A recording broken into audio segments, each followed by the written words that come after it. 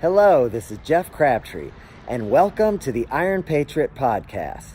In episode 10, I'll be talking about my 10th appearance on Kill Tony. I'm sure you noticed in earlier episodes how I like to perform various cover songs. In this episode of Kill Tony, though, I wanted to do one of my own songs. It was finally time to share my banana. So you guys have seen the show before. We have this gentleman over here. Of course, our head of security. Chief of insecurity. Yeah, Iron Patriot. The Iron Patriot, everybody, is here on today. One of my favorite. All right, we're really excited tonight. Okay. You're really firing them off there, huh? Yeah. In the past, he's done some weird little music numbers that have surprised us all, and he sent me one over this week, and I put it on my iPad. Didn't listen to it until today, just to double check to make sure it's working. And he's going to do this song. And I've heard that he was sending in a song. I heard last week he was going to do it. I got excited. He brought a banana here for some reason last week. I'm like, what's the banana for? It's for a music thing I almost did, but it didn't work out. And you asked me earlier, do you know what this song is? Have you listened? And I purposefully haven't wanted to listen to it because I wanted to be surprised at what he was going to do with this banana here. Well, let's, cause I heard it, and I can't even imagine what's going to go on right now, because this makes no sense to me. So, let's go. Here's the Iron Patriot with his banana song.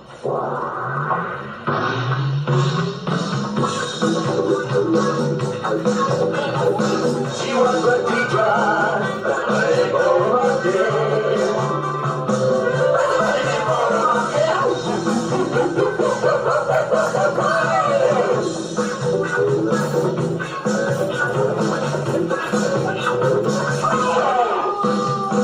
He's a pretty dry, like out of rose she makes me take up, feel best like a bit of brandy. He wants to share his banana, he wants to share it all with her. The fella teacher doesn't know just what to do. She don't know just what to do.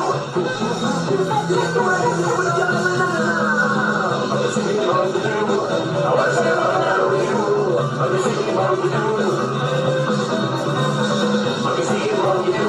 I want to share my banana with you. Let me see what you do. I want to share my banana. Share it all with you. I want to share my banana. Make this love so true. I want to share my banana. Share it all with you. I want to share my banana.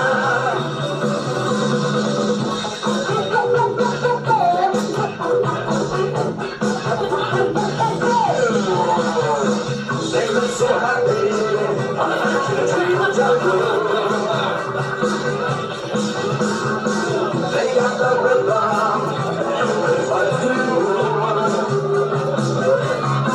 He wants to share his banana, he wants to share it all with her. And the teacher, that knows what to do. She don't know just what to do.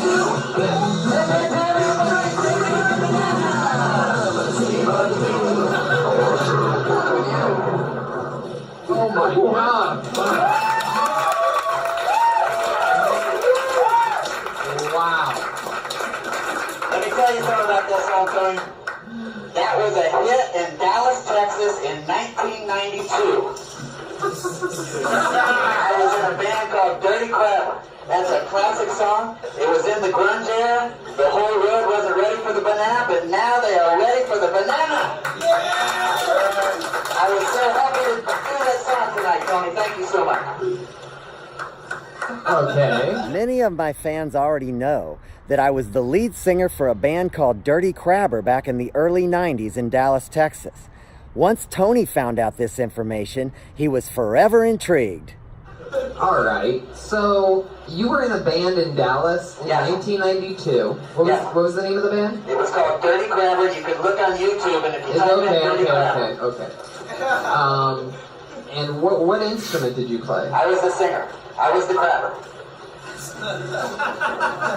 And that was your band's actual song. Yes, it got a little radio play. It didn't go big time, but I don't think it was the right time. I think now is the time. It would have been enough performing my song Share My Banana on this show, but that wasn't the end of it. Brian Redband went online and found my Mailman video, and I did that song too. Is Dirty Crabber Mailman one of your songs? Yeah. Well, let's take a listen to Dirty Crabber Mailman. I just found it here on YouTube. Sure, I know somebody that can sing along with this. Now wait, is that you? Is that you? Yes. For those of you listening at home, Dirty Crabber Mailman you can find on YouTube. It's pretty unfucking believable. Oh my god. It starts in a second. It starts with a dog? Yeah, that's me Oh right my there. god, that's you? Yeah. Oh, I see why you wear the Patriot suit.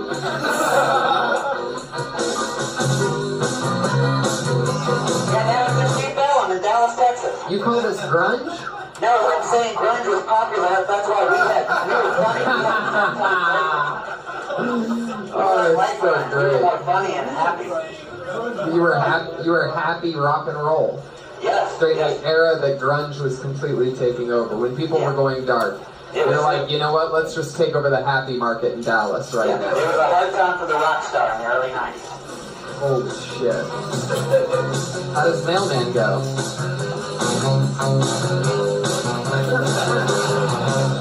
Everything is so much better when I do it right. I'm working out in every weather. I'm blowing like a kite. I'm loading up my man truck. That's how I do it right. I'm coming to your neighborhood. I'm gonna get you high, so high. Rain, sing on snow. The mailman, rain, sing on snow. You mean to tell me you guys were huge in Dallas? With your positive hit music? Oh, I love it, That's man. amazing. But I'm trying to get my career going again in music.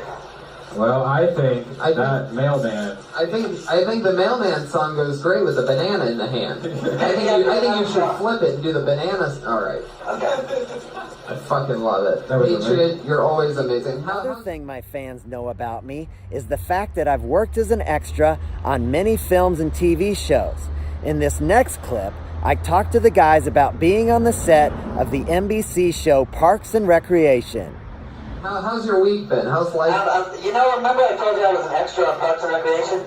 Yeah. Well, they started filming again this week. I was on there 3 days. And you know who I really like from that show? Is Rashida Jones. She's the daughter of Quincy Jones, who produced the biggest Michael Jackson albums. And Rashida Jones, when she was a little girl, she was bit by Bubbles the chimp, Michael Jackson's little monkey. And she still has the scar in her hand. Oh my god. Very interesting. So the sight of your banana must really freak her out, huh? Oh, yeah. Tony and Brian, who got me smoking marijuana again after a 6-year break. It was in this episode that I informed them I was now a full-time stoner and buying the weed on my own. I have a confession to make, Tony. I've been getting my weed from someone else now. Oh. Why is that? I knew I had to stop mooching off you. At first when you gave me that weed, I thought I'll just smoke it a couple days, but you showed me the way, and now I'm a full-time stoner. I have a friend that I'm buying purple haze from on a regular basis. And the thoughts are coming quicker and quicker each day. You know when you dream at night, everything seems real, all the things are people, but then you wake up and realize it was all a dream? Do you realize, Tony, you are dreaming that you're doing the show Kill Tony right now? Do you need somebody to take that banana out of your hand? Does anybody want it? I'm going to throw it out. You want it? Josh has it. Oh my god. Or you can just throw it wherever you want. That doesn't hurt anybody, because one time I got hit in the face. In Dallas, I would throw the bananas out of the crack. They would all play with it, and then sometimes they'd throw them and hit me.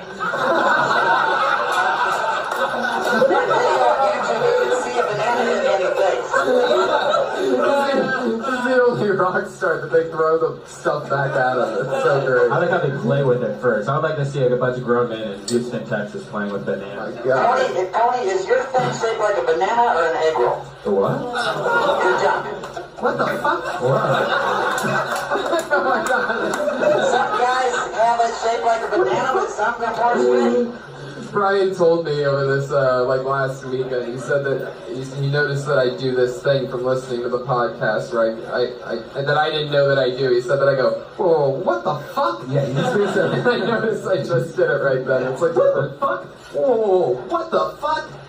Wow, that's interesting. Wait, what man. I was can't the wait what to the fuck? dive Oh, yeah. more deeper into your music videos. There seems like there's a few on YouTube. Oh, yeah. Just when you couldn't get any more interesting, you tell us you were in an unsuccessful rock and roll band in 1992 in I Dallas, shouldn't have waited Texas. so long to do my own songs, because I was doing covers of others, but it took me a while to get the courage to do my songs. I think that all makes sense. The guest comedian this week was Kevin Christie. Before the show, I went on his website and noticed some peculiar artwork involving a banana.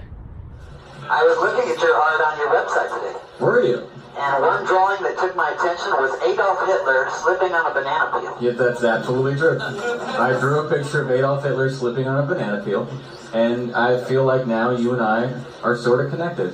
Yes, we are. And I don't like it. I'll be honest with you. I'm going to find that drawing and burn it. I'll be honest. No. After discussing art, Kevin wanted to talk about my song Share My Banana. He asked if I ever thought the lyrics were racist. He didn't have a problem with the monkey I named Jacob, but the monkey named Latidra is where he felt I crossed the line. I mean, a lot of questions about your band Ask them. and Texas in general. Did anyone ever raise the question that this is the most racist song in the world at any point? What do you mean? Well, okay, name, what was the name? The two monkeys you have? Jacob and Latidra. What? Latidra. Latidra is where it gets real racist. Yeah. Jacob is a biblical name, you know what I mean? Latidra is where it goes a little Texas. I'll be honest with you, it gets a little. Yes. Did anyone raise that ever? No, nothing? No, I mean, it has kind of a jungle fever theme, but Also a very racist term. Another extremely racist term that most people stopped using in the early 90s.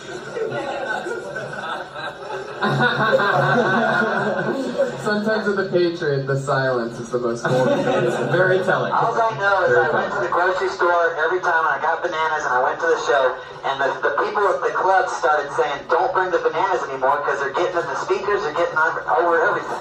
Well, And then I yeah. just said, that's my stick, I gotta keep bringing them. And I'd say I'm not gonna do it, and then I'd do it anyway. How many bananas would you bring?